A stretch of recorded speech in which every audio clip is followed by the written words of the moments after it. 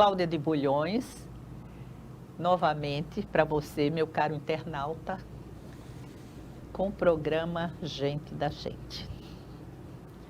Eu não começo um programa sem agradecer, além de você que está nos assistindo, agradecer aos que estão atrás das câmeras. Porque não adiantaria eu estar aqui falando para você se não tivesse toda uma equipe nos acolhendo por trás desse monitor, por trás dessa TV. Agradeço ao Kennedy, ao Fragoso, à Gorete, que é responsável, né, que ela não gosta que diga, mas eu não obedeço. Então, eu digo a hora que eu quiser. Mais uma vez, com uma entrevista. Eu tento fazer de nossas entrevistas para que vocês tenham conhecimento do que se passa na cultura. Porque a cultura não é só academia, sabe? A cultura não é só aquele bloquinho fechado. A cultura são todas as pessoas que transmitem algo de valor e positivo para todos nós. Então, nós temos várias vertentes de cultura. Mas hoje, eu vou conversar com uma pessoa conhecidíssima. Espero que você não tenha conhecido. Que eu digo conhecidíssima, esperando que você não tenha conhecido. Nós vamos conversar com um médico intensivista, escritor, é uma pessoa do bem, Dr. Rogério Correia de Araújo. É um prazer ter você e você ter conseguido um horário para vir aqui. Minha caríssima amiga Cláudia de Bulhões, eu acho que para iniciar esse diálogo, uma palavra que significa, ela em si é tudo, que se chama gratidão. A gratidão é uma oração viva. E eu acredito que na vida, se nós não formos embebidos por essa palavra, a gente perde o sentido da essência da existência. Por isso que aqui eu tenho que dizer grato pelo seu convite. Rogério, ser médico, eu acho que é uma profissão, assim, difícil. Porque você ter a vida do outro nas suas mãos, claro que não são nas suas mãos físicas, mas são suas mãos, vamos dizer assim, abençoadas por Deus e você merecedor daquela bênção, naquele momento. É um negócio muito difícil. E o médico intensivista, como você o é, e um cirurgião cardiovascular, é um abnegado. Eu queria e quero, não é, que você diga para o nosso telespectador como que você inicia ou quando, assim que é possível, você faz com a sua equipe dentro da UTI. É um esplendor, né? O cenário de uma UTI, onde você está diante de uma intempérie, né? Chega um ser humano, qualquer ser humano com uma dor, um sofrimento extremo, e você ser capaz de contornar essa situação. Qualquer verbo que a gente possa conjugar, expressar nessa ambiência chamada terapia intensiva, o verbo ele se perde por si mesmo quando a gente o conjuga com a primeira pessoa. Eu faço, eu sou. Então nós nos perdemos da essência da existência e nós nos perdemos de perceber e sentir na alma a arte da medicina. Na UTI, a gente tem que sentir perfeitamente que nós somos uma unidade. Nós quem? Toda uma equipe, não é o médico, é toda uma equipe.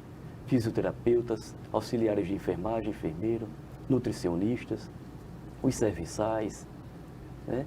Então, é verdadeiramente uma equipe multidisciplinar que é capaz de levar a amenizar o sofrimento daquele paciente, desde a alopatia, propriamente dita, a uma alimentação adequada naquela ambiência, como também nós não podemos deixar de citar aqui e tornar vivo o ato de praticar a espiritualidade. Então, a alopatia propriamente dita, né, a medicação propriamente dita dentro da veia do paciente, até cessar aquela sensação, lhe dá a oportunidade, do ponto de vista da alopatia, da medicação, de você sanar o sofrimento, mas lhe dá uma oportunidade maior. Através de sanar aquele sofrimento, você abre as portas da alma através do olhar de felicidade daquele paciente. Então você tem condições daquele momento, o sentido da visão, de você penetrar na alma do paciente e compartilhar da gratidão. Rogério, mas você tem um costume, que era isso que eu acho assim espetacular, é isso que eu acho espetacular. Você reza com sua equipe. Perfeitamente. É sublime, né? Você, quando consegue perceber a essência da energia plena, da energia que construiu do átomo a maior estrela do universo, né? Essa energia divina. Então, saber que ela está iluminando aquela ambiência de terapia intensiva, sabendo que ela está iluminando toda uma ambiência hospitalar, consequentemente vai iluminar cada profissional. É por isso que quando a gente comunga com essa luz, e a gente tem certeza que ela está não só ao redor de nós, mas dentro do nosso coração, nos dá o discernimento para a gente fazer e praticar o que está no nosso coração e sermos simplesmente segmento do bem dessa luz. Rogério, como é que você consegue reunir a equipe para orar, para rezar? Você chama de um em um, como é que é? Ou eles já ficam se aproximando, sentindo aquela necessidade que não é imposta, é uma necessidade emocional também e energética. Perfeito. Como é que eles vão se chegando para este momento? É um momento ímpar, né? Então, nós temos, há 6 anos, um pouco mais de 6 anos, que eu comecei a sentir um impulso de chamar algumas pessoas para fazer oração, porque o plantão realmente estava, como a gente diz, pelos avessos, né? Pelo avesso, então de tão complexo que estava e movimentado. Aí eu parei 5 minutinhos, chamei algumas pessoas, os auxiliares de enfermagem, fisioterapeutas, enfermeiros, e fizemos a oração. Como eu sou católico, eu pedi licença para rezar uma Ave Maria, e assim foi. Mas ali tinha também naquele momento o evangélico, que rezou, orou da forma dele, o espírita que rezou da forma dele, uma budista também, que se expressou intensamente da forma dela. Então, se a gente, no momento de intempérie, no momento tão constrangedor que é o sofrimento de um ser humano, e nós tentarmos levar a paz, a unidade, levar a tranquilidade, o equilíbrio, a serenidade naquela ambiência, eu acho que isso é positivo. Né? Eu acho que os médicos, não só os médicos, mas toda uma equipe deveriam fazer isso no seu cotidiano, porque a alopatia já está lá, as medicações já estão penduradas, sendo administradas nas veias dos pacientes. Né? A psicologia também está lá também, né? Então, agindo da forma preciosa também para serenar o sofrimento, né? Então, a gente consegue isso. A gente faz com que cada participante daquele momento de círculo da oração se expresse a sua espiritualidade da sua forma, né? Leonardo Boff uma vez perguntou ao Dalai Lama qual era a melhor religião do mundo. Dalai Lama percebeu a malícia da expressão e disse: não, Leonardo Boff, a melhor religião é aquela que aquele ser humano se encontra feliz. Então, essa serenidade eu quis exatamente levar e estou conseguindo levar até hoje, exatamente para que haja, para sermos uma unidade, todos sermos uma unidade e termos esse discernimento com a luz divina, para a gente conseguir entrar no coração e na alma do ser humano e amenizar aquele sofrimento para que ele retorne ao seu lar sã e salvo. Rogério, eu acho as suas palavras mais lindas ainda, porque eu sei que são exercidas na prática, certo? Agora você me permite eu mandar um abraço para Paula, porque eu queria que colocasse o retrato de Rogério e da Paula, se for possível, Kennedy, porque, olha, ser sua mulher é difícil. Não, é difícil porque você é de uma dedicação extrema como intensivista. E muitas vezes eu sei, porque a gente sabe de coisa, né? Que ela levava sua criança para lanchar com você, para poder ter contato com você. Levava para lanchar no hospital quando você estava de plantão. Não é verdade? É verdade. Paula, um beijo para você. Deus a proteja sempre.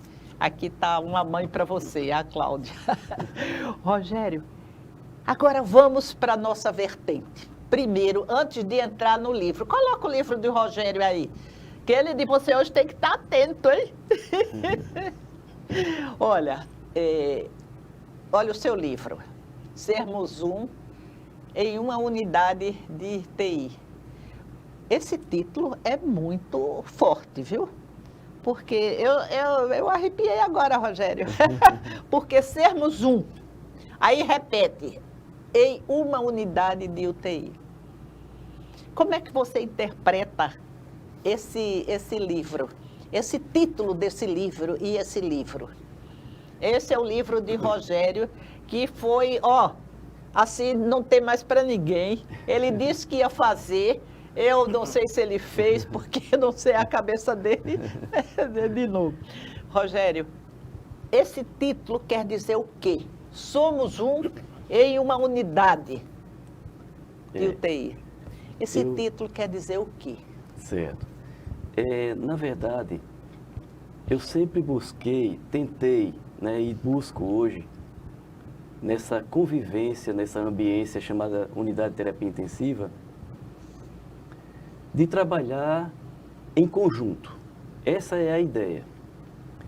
Então, antes de lançar o livro, eu fiz essa mensagem, né, para colocar na capa: sermos um, todos, né, daquela ambiência, sermos um. Um apenas, né? Todos com um pensamento. Em uma unidade de ti. Seria em uma unidade de terapia intensiva. Porém, eu queria que o sentido fosse também sermos um em uma unidade dentro do ser humano. Em uma unidade de ti, como se estivesse apontando para os pacientes. Ah, entendi. Mas Rogério. aí chega minha irmã, Regina, e disse: Gero, essa expressão também pode ser sermos um em uma unidade de Deus, de ti. Então ficaram 3 sentidos, eu achei isso sublime. Mas eu fiquei na dúvida de como fazer esse domínio da língua portuguesa. Eu pedi ajuda ao professor Edson Numeriano. E ele disse simplesmente para mim, eu já há mais de um mês, sem saber como essa frase ter duplo sentido ou mais sentidos. Ele disse simples, Rogério. Bote o "ti" entre parênteses e tudo está resolvido. Repare para aí. Então, fez um checkmate, né? Eu fiquei muito feliz de expressar todos em um sentido. Agora eu vou deixar um pouquinho o livro, porque eu achei maravilhoso, não posso deixar o livro, achei maravilhoso, porque aqui você referenda até o maqueiro, o que pega com a maca na porta e leva até a UTI ou até a pré-UTI, eu não sei, graças a Deus eu não sei como é que é, não é?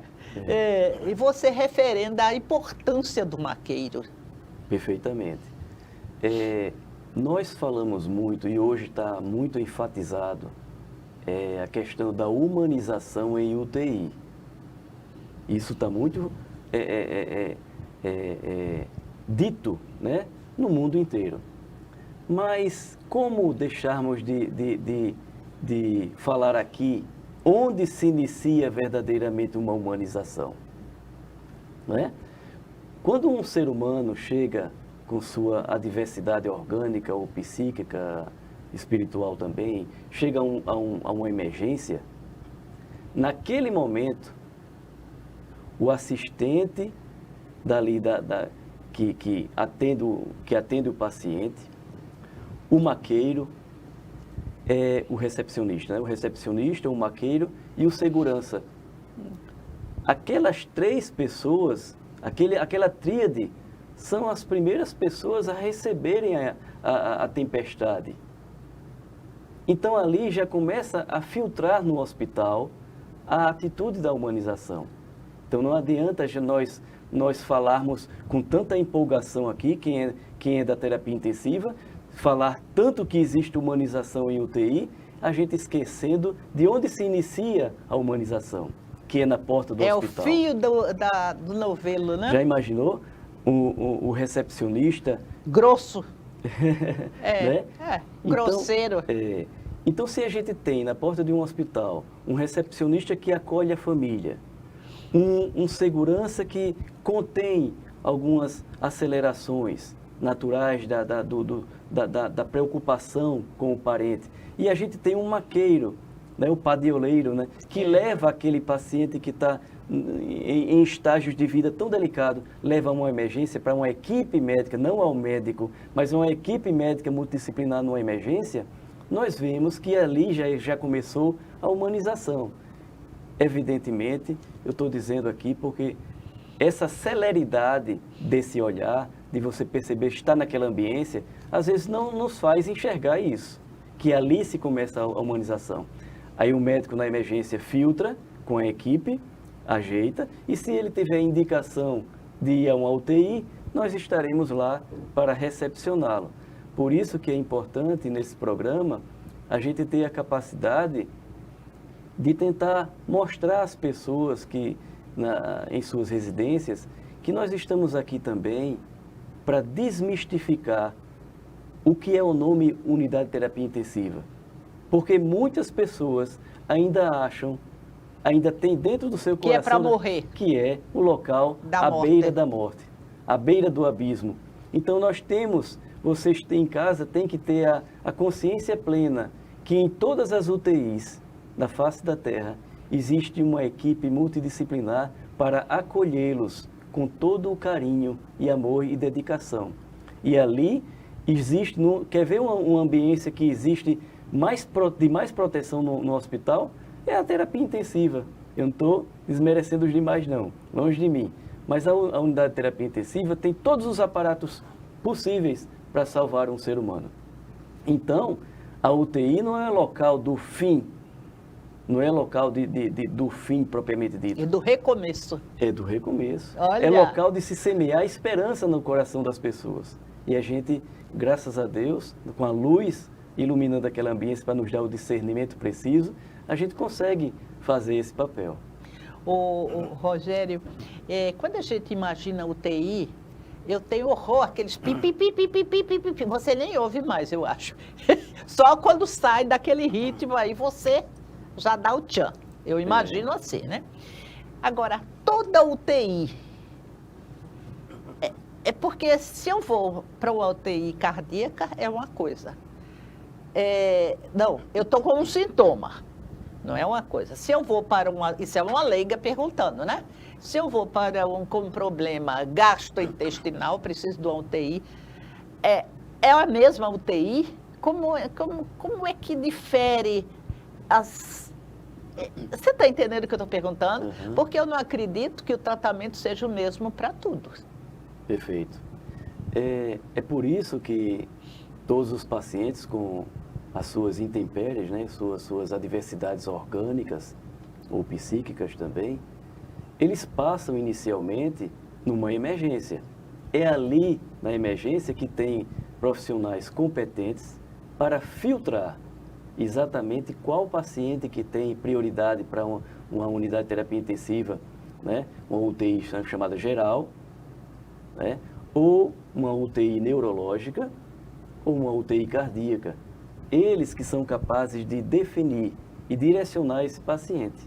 Sim, mas tem o que eu estou querendo saber como leiga, e o meu caro telespectador garanto que também, é o seguinte, a UTI que vai para um cardíaco é a mesma, funciona da mesma maneira que vai para um UTI, sei lá, digamos assim, digestiva? São os mesmos aparelhos, são as mesmas coisas? O acolhimento é igual. Sim. O acolhimento é igual. Mas cada área tem sua especificidade de aparelhagem. É isso, né? É isso que eu estou querendo entender e você ação, também, né, meu telespectador?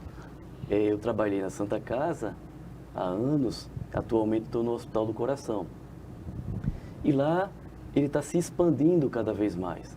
Antes era só a parte cardiológica, hoje já tem outras áreas nos ajudando.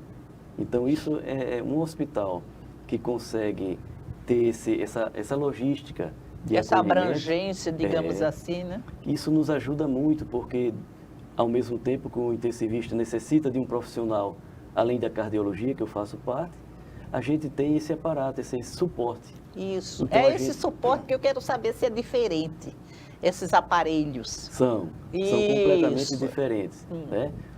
Por exemplo, nós temos uma UTI cardíaca, no Hospital lá do Coração, UTI cardíaca, onde tudo está direcionado propriamente para o coração, mas nós não temos como restringir o nosso olhar somente para o coração. Entendi.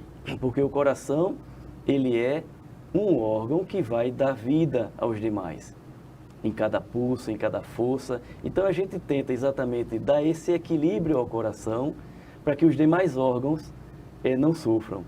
Quando existe um coração já debilitado, em que a gente descobre pelos exames de sangue uma insuficiência renal, automaticamente a gente tem a equipe de nefrologia para nos ajudar. E a gente anda paralelo com essas equipes. E os aparelhos também, não é? Exatamente. Então, o que ele necessita, ele vai e acrescenta para nós o que é necessário para que a gente ajude aquele paciente. De repente, a gente descobre uma trombose, uma sintomatologia na perna, que a gente suspeita de uma trombose. A gente chama a equipe da cirurgia vascular, gestão de prontidão, para nos ajudar. E aí a gente vai adicionando as atitudes, adicionando os tratamentos de acordo com a clínica de cada paciente. Insuficiência cardíaca, tromboembolismo pulmonar, uma pneumonia. A comissão de infecção hospitalar já chega diariamente visitando as duas UTIs lá, para que a gente tenha a mesma linguagem, uma cultura de um sangue, uma cultura de uma secreção, uma cultura de uma urina, que mostre uma coisa diferenciada. Ele automaticamente, como diariamente, como o Dr. Rodrigo, né, que trabalha no Hospital do Coração, diariamente ele percebe todos esses exames e tem uma comunicação plena conosco diariamente. Então, esses ajustes medicamentosos, de atitude de exames complementares, tudo isso diariamente é visto e revisto. Nesse momento, lá no Hospital do Coração, está tendo uma visita chamada multidisciplinar.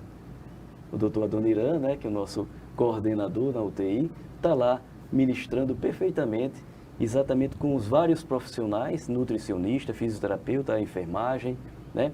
Todo mundo junto dando opinião para cada paciente, para cada paciente. Mas eles ficam juntos, digamos assim, porque eu imagino uma UTI assim, se eu estiver errada, você fala, né? Porque, assim, vários leitos, não é? Aí quando precisa, fecha aquela cortina, certo? Mas um paciente que está ali, cardíaco, fica do lado do outro, ou tem as separações, as divisões por problemas, digamos assim? Essa logística, essa estrutura lá no Hospital do Coração já são leitos separados. Isso, né? é isso que eu queria saber. E são leitos Eu separados. espero não saber nunca. Nós fazemos as reuniões diárias, chamadas visitas, né? E temos a oportunidade de enxugar naquele dia o que melhor devemos fazer por cada paciente. E quando a gente fala de humanização em UTI, o primor disso aí é exatamente a questão de nós termos esse discernimento do que melhor fazer por aquele paciente e ter a sutileza de chegar aos familiares dos pacientes que estão lá junto com eles, como também ao paciente quando ele está lúcido, né? Quando ele está na comunicação plena, com discernimento, orientado, que possa compartilhar do diálogo. E a gente sai exatamente falando para eles e para todos os familiares o que fazer, quais as etapas do tratamento. Então, por isso que eu volto a frisar aqui, a humanização de uma UTI não é uma questão somente para o paciente, é para a família, é para a equipe multidisciplinar, onde existe um diálogo diário. Para quê? Para que a gente consiga perceber um ao outro. E um respeito. Perfeitamente. Ninguém é mais do que ninguém. Perfeitamente. Então, quando a gente tem a arte da medicina, né, a arte, e leva aquela equipe multidisciplinar a perceber que a essência da vida, a nossa existência, é para o próximo, a gente dissolve qualquer tipo de vaidade. A gente bota a vaidade embaixo do sapato. Que a vaidade, eu acredito muito que ela possa escurecer. Ela é como se fosse uma cortina nos olhos da alma. Isso distancia a gente das pessoas. Agora, Rogério, eu vou dizer uma coisa. Eu, como psicóloga, eu acho que a vaidade é uma insegurança.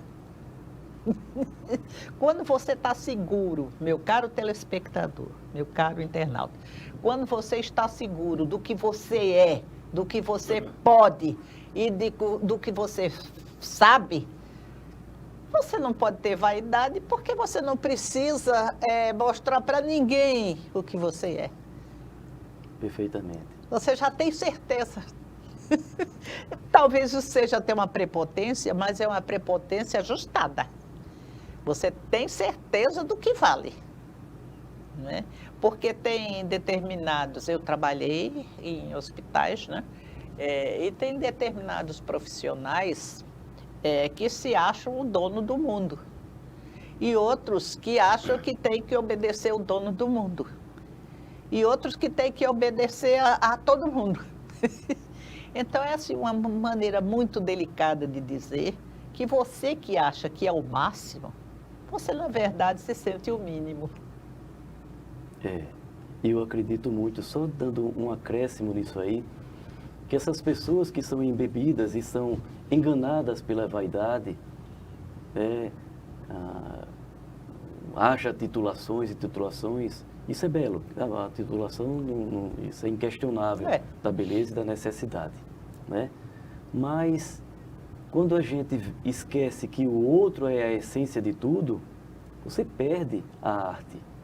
Perde de perceber a essência, o doce da vida, né?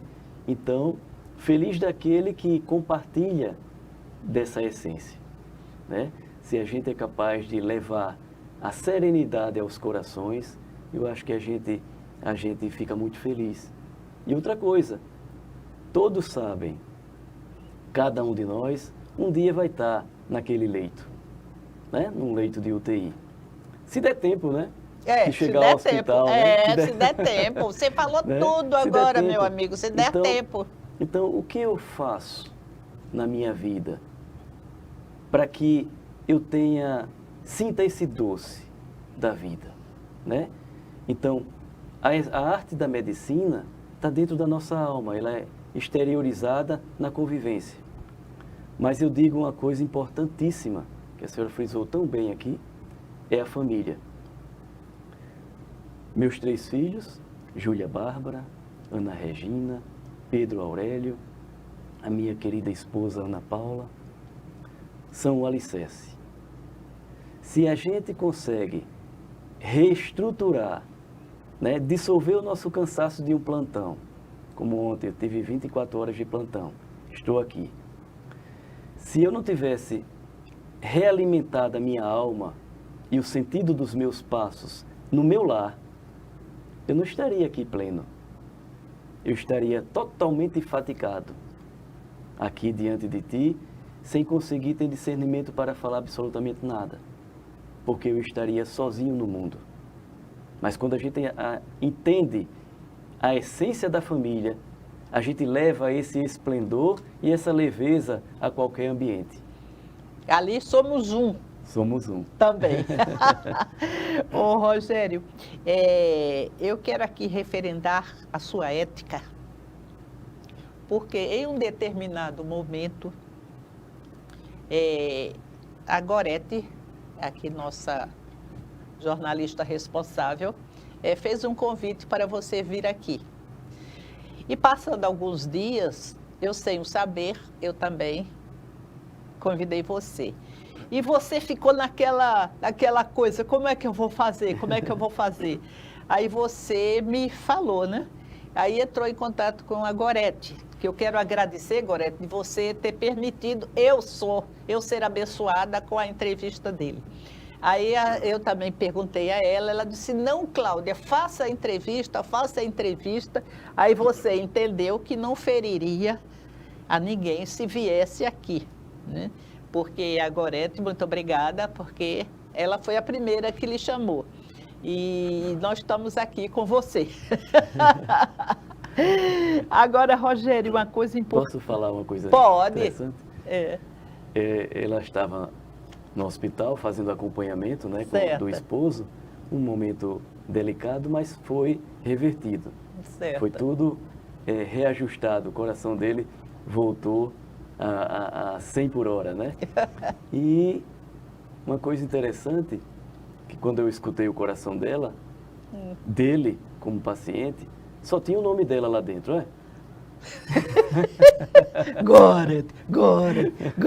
Aí eu falei para ela que não precisa, na verdade não precisava daquele estetoscópio, não precisava daquele estetoscópio para saber que só tinha o nome dela ali dentro, né? Olha, meu Deus do céu, essa daí foi demais. Gorete. Agora, quando eu falei, você tem amigos no mundo todo.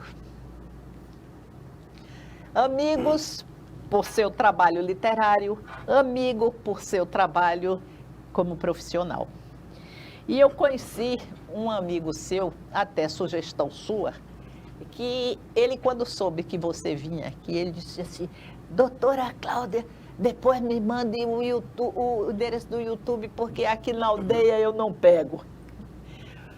O cacique Saraiva, o cacique Aconan, que graças a você eu fiz uma belíssima amizade, e o Rotary Clube Maceió Leste e o Rotary Clube está fazendo um intercâmbio em prol dos índios Aconãs, e também fiz a expedição científica do professor Emerson, que virá na próxima semana. Ele também teve nessa parte de chuva. Certo. Aí eles pediram ajuda e o principal, quem ajudou foi a expedição de São Francisco da UFAL. Mas o Rotary também mandou coisas graças a você. Eita. Então você faz pontes. Não pontes só safena, não pontes só de não sei o quê, você faz pontes de comunicação, pontes do bem, pontes de intercâmbios de relacionamento. Eu acho isso também, sabe, Rogério, impressionante, porque esse cacique, ele tem você, Deus no céu, você na terra. Eu acho que nem aqui para nós, maldizendo e pedindo desculpa, eu não sei nem se vocês estão iguais, estão pareados. Mas, Cacique Saraiva, eu vou mandar o YouTube para você, quando for publicado. Posso relatar algo? Pode e deve. É porque eu fico tão assim também, sabe? Quando eu vejo essas coisas. Diga. É exatamente sobre essa relação interpessoal, né? O profissionalismo de estarmos na UTI, né? Naquela ambiência. E ele foi operado, tem mais de 10 anos, ele foi operado na Santa Casa. Eu era residente com o Dr. Vanderlei e operamos. Fizemos ponte safena no cacique. Mas aí é aquela coisa da humanização que estamos aqui tão belamente dialogando e tentando semear no coração das pessoas a humanização. Na ambiência da UTI, como pelas calçadas da vida, né? Mas naquele momento de interação com o cacique, quando ele estava operado, né, no pós-operatório, tentando alegrá-lo, e ali ele foi me relatando fatos. Eu achei aquilo sublime. E já pensando no futuro livro, né, como poderia ter levar essa mensagem do cacique José Saraiva e da nação Aconã, né? A gente se chama tribo Aconã, mas é a nação Aconã. É. Como é que eu posso levá-lo ao livro um dia, né? Mas aí ele me relatou exatamente isso. Quando a gente se debruça, não só para exercer, simplesmente administrar medicações e viver a alopatia, a racionalidade propriamente dita, que é imprescindível, mas a gente tem a arte da vida. E eu comecei a dialogar com o cacique José Saraiva para saber um pouco mais do pré-operatório. Não só das intempéries, da dor precordial, do infarto, de tudo aquilo, mas como foi um pré-operatório da nação Aconã. Então, ele me relatou coisas impressionantes que nós, pela nossa celeridade do dia a dia, a gente não se debruça para dialogar com os pacientes sobre isso. Ele me relatou que no pré-operatório, na própria noite antes dele ser operado, várias nações indígenas, tanto daqui do estado, como a Vassu Cocal, né, Chucuru Cariri, a própria nação Aconã e de outros estados, estavam com ele. Eu estou falando do ponto de vista de rituais indígenas próprios deles para abençoar a cirurgia. Como é que eu faço para descobrir isso se eu não tenho diálogo com o paciente? Então, existiu um pré-operatório não só medicamentoso, mas um pré-operatório plenamente espiritual, onde todas as nações indígenas, como a gente poderia dizer, várias igrejas estão orando por aquele paciente. Várias nações indígenas estavam fazendo seus rituais noturnos, com a fogueira, com as danças, né? Inclusive no livro falo sobre esse ritual. É o capítulo, você dá licença, o capítulo 11. Sou cacique da nação Aconã e a UTI também me ofertou sua essência. Perfeitamente. Aí você fez um belo soneto. O cacique que renasceu dos cantos das labaredas aconãs. Gente, eu acho assim, fantástico esse acolhimento, viu? Às vezes eu fico até sem palavras, porque além de você dar o acolhimento, você ainda tem a intuição, qualquer que seja o nome, de fazer um poema, de fazer uma coisa lírica para aquele momento. São situações tão distintas. Tão distintas. Você acha que é isso que lhe sustenta? Você acha que esses momentos que você tem de dor e o momento de lirismo da dor, você acha que é o que sustenta as suas 24 horas, Rogério? Perfeitamente. É esse diálogo, é exatamente nessa fronteira que essa pergunta é sublime. É nessa fronteira que eu vivo, entre a racionalidade, o psíquico, a espiritualidade. Então, quando eu me sento nessa fronteira, começo a perceber o paciente, perceber a ambiência, perceber uma equipe e perceber o próprio Rogério, eu começo a tentar fazer um texto que tente fotografar com as palavras aquilo que está acontecendo. Então, sobre os sonhos daquele paciente de retornar ao seu lar, né? Sobre um paciente, sobre uma família que recebeu uma notícia do fim. Então, quando a gente tem, Deus nos dá a oportunidade, o dom de fotografar com as palavras esses momentos, eu me sinto plenamente feliz, porque eu tento exatamente, nesse livro, eu tento fazer com que as pessoas percebam que a humanização está muito além do que uma unidade de terapia intensiva. Essa ambiência onde você trabalha e tantas outras ambiências que agora possam estar nos assistindo. Até a ambiência de quem está atrás de nossa entrevista. Perfeitamente. Não é? Então, a humanização da turma que fica atrás. Então nós temos que semear isso. E semear isso, essa é uma atitude simplesmente plena de existência.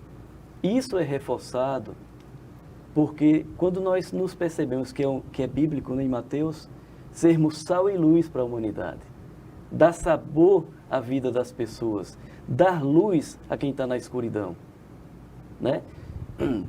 Não precisa somente o sacerdote fazer isso, mas as missas, os rituais, seja lá qualquer religião que nos ensine onde está o sal para dar sabor às pessoas, onde está a luz para clarear os passos das pessoas, é muito bem-vindo. E essa atitude não pode parar, seja numa UTI, seja pelas calçadas da vida. Então, o cacique José Saraiva, ele me deu a oportunidade de saber que um pré-operatório vai muito além da gente pedir exames de sangue e de simplesmente saber dizer para ele que ele vai ficar nesse quarto e amanhã vai ficar numa UTI. Está muito além disso. Quando a gente, claro, evidentemente que isso parece algo tão poético, né? Não estou falando disso. Eu estou falando da gente ter tempo de se sentar ou simplesmente escutar as pessoas falarem. Escutar o que as pessoas têm a nos dizer em um pré-operatório. Não é simplesmente dizer que sente-se aí e amanhã o senhor vai ser operado. Está muito distante disso. Isso não é humanização. Desculpe interromper, mas quão bom seria que houvesse uns 10 Rogérios em Alagoas? Nas unidades. Não precisa. Não precisa nas unidades intensivas, nas unidades de terapia intensivas. Porque a gente sabe que como é triste anunciar a hora de um óbito.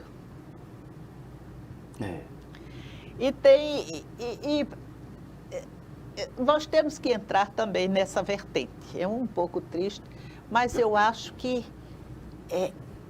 como sabe?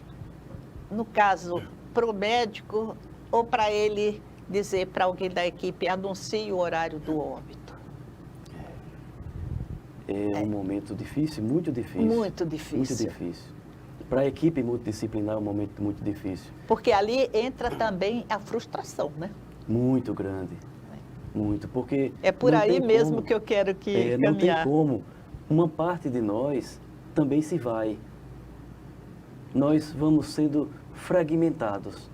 O sentimento de incapacidade. Minha Nossa Senhora. É muito grande. É muito grande. Mas é aquela coisa. é a convivência com pessoas capazes, né? Com essa alimentação espiritual com as orações, que nos dá fortaleza, né? O meu início do Rogério que sou, eu falo, além da família de onde vim, né? Tem uma outra ambiência que é o hospital. Eu comecei na Santa Casa, Dr. Mário Martiniano, né? que era o chefe da UTI, que é o chefe da UTI, e toda a equipe foram me sinalizando os passos, cada um com sua maneira de ser. Então a gente tem que ser sábio o suficiente para acolher o bom, o melhor de cada um, né? As imperfeições, como todos nós temos, cada um vai resolvendo, mas acolha o que ele tem de passar de melhor. A equipe do centro cirúrgico também, né? Quando eu fazia parte da equipe de cirurgia cardíaca, eu tentei acolher o que existe de bom no coração de cada um. As imperfeições... Mas às vezes você, como cirurgião cardíaco, você não tem, digamos assim, esta oportunidade que você tem como intensivista. Eu estou fazendo alguma diferença nisso, certo? Porque o cirurgião, eu acho praticamente, ele é chamado, me corrija se eu estiver errado, na hora de que não tem mais jeito para o intensivista. Não tem mais jeito, entre aspas, né? Tem que ir para aquele procedimento. E o cirurgião chega lá, eu não sei se é assim, ele lê, ele vai, ele conversa com o paciente, opera, depois faz aqueles procedimentos pós-operatórios e, digamos assim, ele se ausenta. Enquanto que vocês, a equipe intensivista, ela tem a responsabilidade maior neste acolhimento. Eu não estou dizendo que o cirurgião está certo, que o cirurgião está errado. Eu não sei nem se eu estou falando bobagem. Mas também não, eu sei que você não vai fazer nenhuma coisa. Mas eu acho assim que essa equipe de humanização é uma responsabilidade muito grande, Rogério. Porque uma UTI, quando nós visitamos uma UTI, a gente vê as pessoas tão assim fragilizadas, tão entregues, que aquela equipe é que naquela hora oferece um útero para eles com aquele morninho. E se for vamos dizer assim, não houver essa humanização, aquele paciente fragilizado que já está lá cheio de aparelho, ele não vai querer nem viver mais. Eu fico muito mobilizada quando eu falo nessas coisas. Agora eu vou perguntar uma coisa a você para não lhe meter nessa enrascada. Nessa saia justa, dessa calça curta que eu lhe botei. É o seguinte, eita, até me esqueci do que eu ia perguntar. Não, lembrei. Quando que um paciente de UTI precisa ser entubado? Isso é uma coisa que a gente ouviu tanto na pandemia. Fulano está entubado, fulano foi extubado, não é? Olhe bem, existe todo esse acompanhamento detalhado, os parâmetros respiratórios, a gente chama de parâmetros hemodinâmicos. Sim. Pressão arterial, a frequência cardíaca. É um compêndio, na verdade é um compêndio de situação clínica e laboratorial. Nós vamos fazendo essa avaliação como um todo e na medida que a gente percebe, do ponto de vista pulmonar, que o paciente está verdadeiramente no seu limite de insuficiência respiratória... Ou seja, não está respirando. Está quase sem conseguir mais dar continuidade à naturalidade. Muitas vezes, ou na maioria das vezes, o que é que a gente faz? A gente faz uma intubação do paciente antes que ele fatigue. A gente não vai deixar o paciente exaurir, né, na insuficiência respiratória para fazer uma intubação, para que ele fique respirando por aparelhos. De maneira alguma. Absolutamente. Nós temos parâmetros para a gente ter a percepção real e o momento adequado de se fazer uma intubação. E esse é por isso que na UTI muitas pessoas pensam que é o fim. É o momento do fim, está entubado, está morto. Não. A intubação de um paciente, para que ele fique respirando por aparelhos, é algo para revitalizá-lo. Não existe outro sentido. Então nós temos todo um aparato técnico para saber o momento, né, que toda a equipe, nos diálogos e decisões, para que haja aquela intubação. E o tempo de intubação pode ser 1 semana, 2 semanas. Isso aí nós vamos ver diariamente, o dia a dia, né? E também tem parâmetros para saber que ele já pode respirar sozinho. Perfeitamente. Aí isso vocês vão tirando devagarzinho, vendo como é que fica.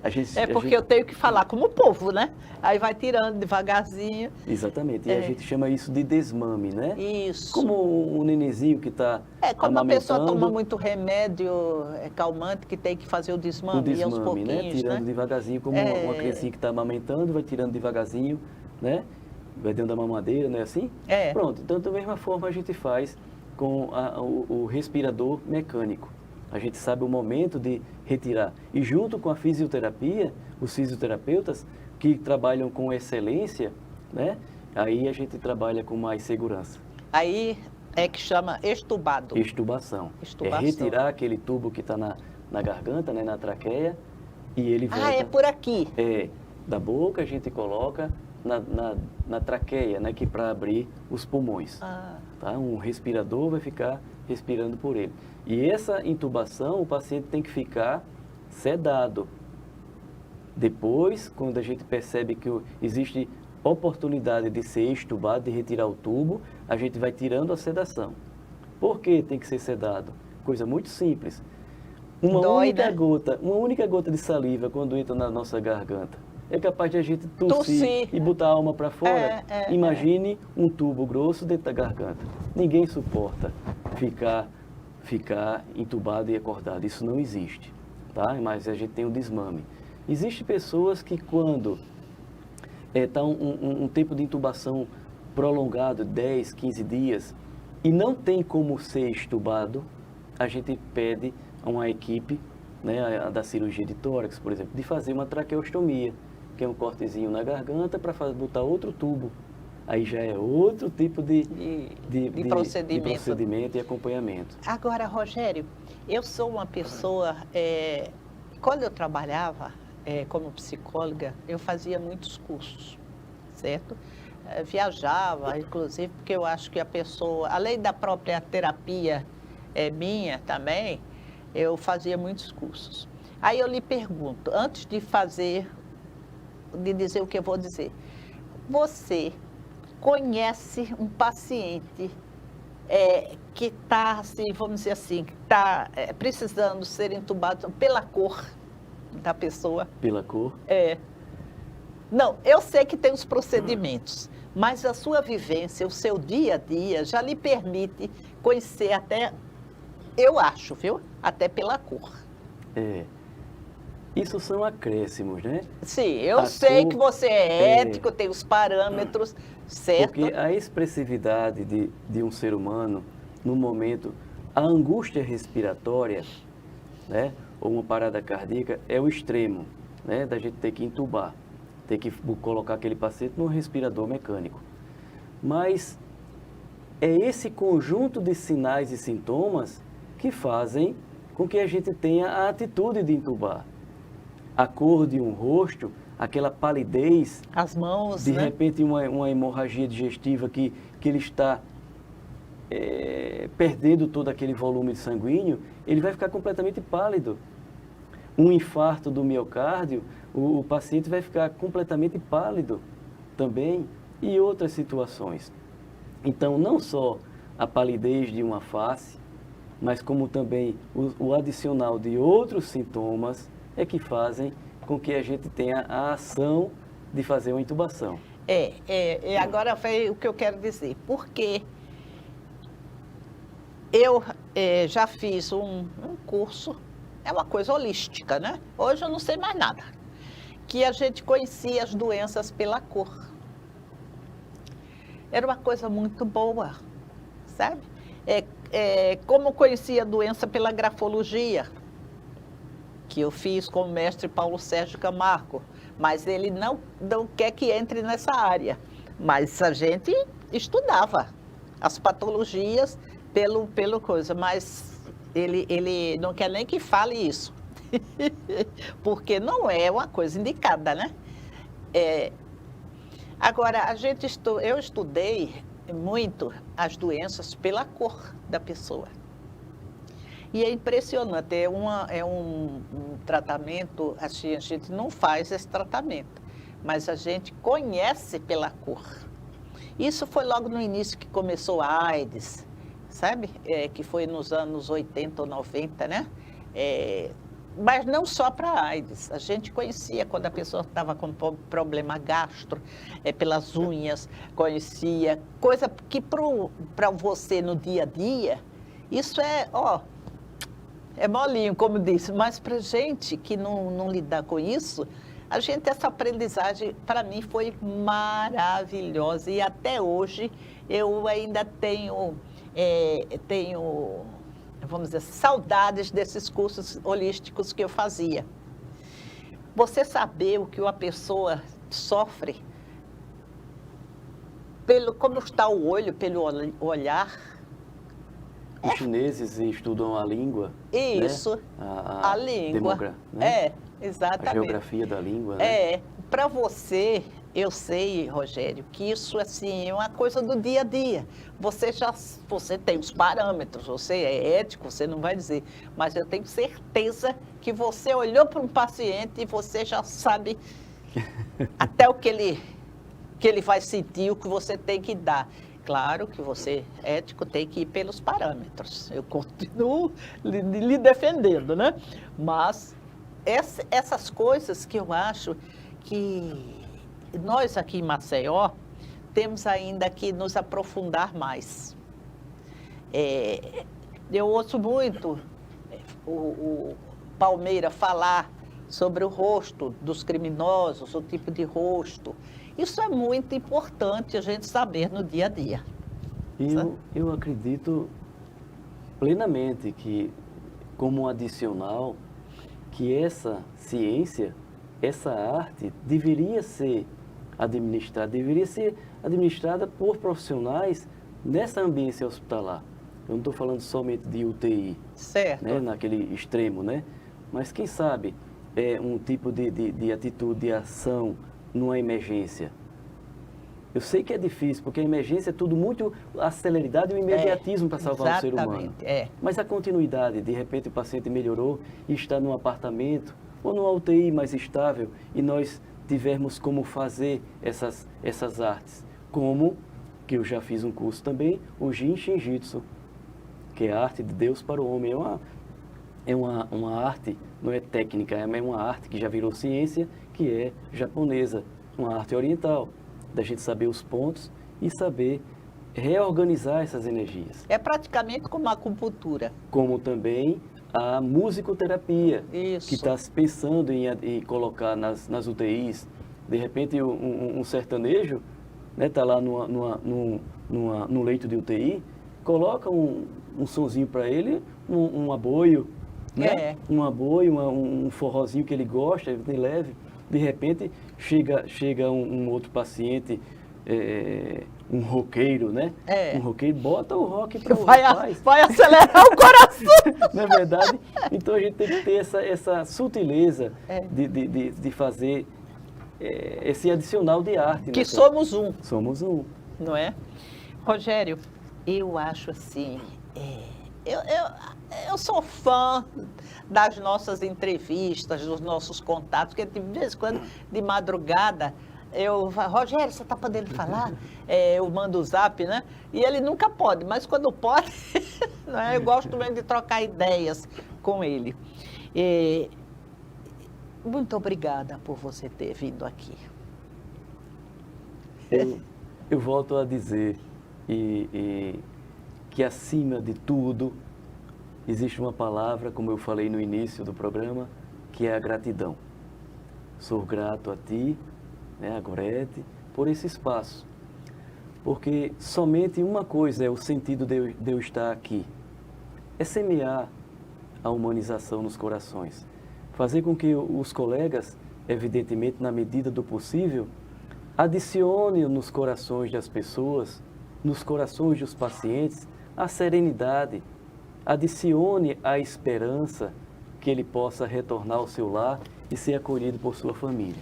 E eu quero terminar o programa, que a gente não teve nem tempo, né? De dizer que o Rogério foi homenageado pela revista cultural Gente da Gente como profissional de saúde por serviços prestados. Meu caro telespectador, meu caro internauta, ficamos por aqui. Eu sei que você vai fazer, mas em breve ele voltará.